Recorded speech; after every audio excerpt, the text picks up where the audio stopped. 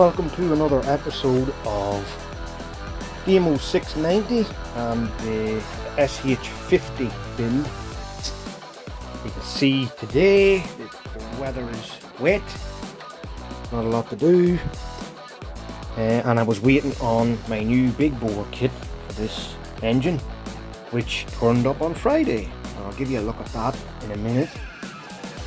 First of all, we're going to take a look at the piston and the original, well, it was actually a new barrel that I had put on the bike. I let it run out of oil by accident and seized it up at one stage. It did come right again and it did run pretty good, but I always felt that it had lost a bit of power. So while I was finishing the bike, it says I'll take the engine out and I'd look. So if I can do this with one hand, I'll show you the damage. So the damage wasn't a lot, not on the barrel anyway. This is the original piston. And you can see the state of that there. Now you can't feel that, you can only see it. It's just a bit of scuffing.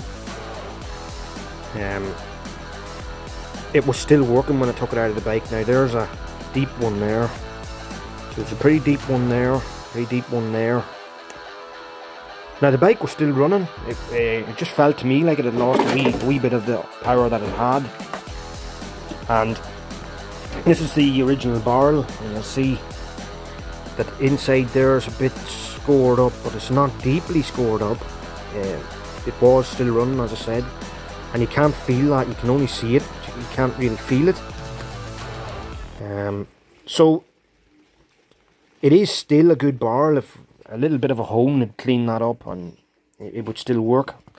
But I decided, because barrels are hard to find for this bike now in the first place, I decided I'd just put a big bore 70 kit on, because gives you a little bit extra power, and there doesn't seem to be much of a reason why you wouldn't do that, you know. Seeing as they're more available than these original type barrels. So that's what I'm going to do today. I'm going to fit the big bore 70 kit, and we'll see if it works out or what way it works on the bike. So I'll be back with you in a moment when I open up the box and show you what's inside. Okay, so what do we get with our big bore 70 kit? You get the gaskets, exhaust gasket, head gasket, and the one for the bottom here. You also get a piston and a barrel, obviously, with the two rings. You can see the way they've put the rings in there. So I'll be putting them on the piston, obviously. You also get two new exhaust studs. You also get some of the little fins for the I can't remember what you call that piece, but some sort of regulator, so it is. And you also get a new jet, because every time that you make a cylinder bigger, you have to rejet the bike to suit. So I'm hoping that that's going to be the right size and it's going to work. You get your wrist pin and your keepers. So that's all you get. And I'm going to start and fit this. So give me a moment and I'll be back. Okay, so first of all, I'd like to apologise for not putting up many videos lately, because I've just been busy, and not only busy, but I've also been waiting on parts to come in the post, and it's just been taking ages, especially this Molossi piece. It took nearly a month for that to come in the post to me here. So I had nothing to put up videos about, really. I've been having a bit of fun with the bikes and driving around, driving around in wee Honda runs and that sort of thing, and enjoying myself, enjoying the fruits of my labour, as a man says. So right, first of all, what we're going to do, this is the new piston, as you can see, nice and clean, and we're going to put the rings on this. Now you'll see that on these pistons because it's two-stroke, you'll see a little pin in the middle of the track there. I don't know if you can see it, this phone's not really focusing that well, but it's there, and there'll be two of them. See the other one just up there? So when you're putting these on, you have to have the little gap in the rings where them pins are. Now you're meant to size these. I don't know what the tolerance is for this, but you're meant to size them. I would think that Malossi would have done this to fit anyway, so I'm not going to worry too much. I'm just going to put the rings on and see how tight it is when I fit it. So give me a minute, I'll put these rings on, I'll show you how far we're getting on. Okay, so I have the rings on now, and you'll see that I've positioned them at the little kind of pins. Just stops them from rattling about and coming to the same spot like that, and then you've got no compression, you see. So that's the reason for them. When the rings are tight in the barrel, squeezed in, they can't move away from those little pins there. See? So that's what that's about. Now, I don't know if there's an in or an out on this piston. It appears there is. There's a little arrow there. So that little arrow will point out. Won't point to the intake, I don't think. Well, I'm hoping that's the way it is. So let's crack on. Okay, so I just done a little bit of research there just to make sure that I was right, and I am right. The arrow on the piston, you'll see the piston has an arrow on them, goes to the exhaust side on a two-stroke bike. Usually on a four-stroke you'll see a little embossed thing in here saying in, which means intake side, which means that when you're fitting it, you fit it towards the carburetor.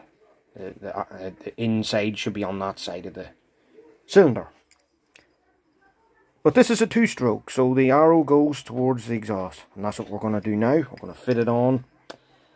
Going to fit it on there, stick our wrist pin in, and hopefully that'll be it. Back in a few minutes when I have that done. I'd love to film the whole thing for you guys, but you can see the state of my bench at the minute. I just haven't, I can't move in this place. I need to tidy it again. So that's why I won't be filming just everything as I'm doing it. But you don't need to know that. You've seen it all before on my channel. You can look up any of them videos that I did when I was building it before, and it's exact same. So I'm going to crack on here and get that done. Okay, so you'll see that I have the piston fitted now, and it just wasn't the simplest job to get those little keepers into the wrist pin area, but I got them in eventually. You'll also see that I have this ready for the barrel to go on, and my rings, I have located the little pins that I showed you earlier on the rings. I don't know if you can see that, but you can trust me when I say that they're there. You have to have them in the right place before you put on the barrel. So next thing we got to do is we got to put on the gasket. So that's what I'm going to do next, and then we're going to fit the barrel on top. See you in a moment. Well, it turned out when I went to fit the barrel that it was very tight. So my assumption that Malossi had already gapped the rings was totally wrong, and now I have to go and find the tolerance for the rings. Now how you do this is you get the rings off the piston and you put them into the barrel like this. You can see that I've fitted that, and you'll see that there's a little kind of a gap there at the end of the rings, if my camera will focus again. And you get a feeler gauge, you put it in there the right size that is the recommended gap. But unfortunately I don't know what the recommended gap for this bike is, so I have to go on my Facebook pals and find out. So that's going to hold me back a little bit till I get an answer. But that's as far as I can go for now, because I'm afraid of doing damage to the new barrel and everything, so I better do it right. So after a long time messing around, I figured out that my problem was that I wasn't locating the rings properly around them little pin areas on the piston. So it was a little bit tight trying to get it on, but it was nothing to do with the ring gap. The ring gap seems to be absolutely fine. So I have it on now, and the next move is going to be to put on the head and the head gasket. So I'll look for my head gasket here, and we'll put it on the top, and then we will put on the head. Let's hope it works. Okay, so you'll see that the head is now on. It's torqued down. I have my spark plug in. We've got plenty of compression. The only things left to do now are to put these two exhaust studs in. I'm not going to put a new reed valve in, because in my wisdom, the last time I tried to do this, last two times actually, I had a habit of over tightening these nuts, or bolts, sorry, and cracked the plastic piece that holds it. So the bike was running with the one that it has, and I'm not going to interfere with that. I think it should be alright. Then I just have to open up the carburetor and change the main jet to this one. So that's what I'm going to do now. Well, that's it, guys. It's all done.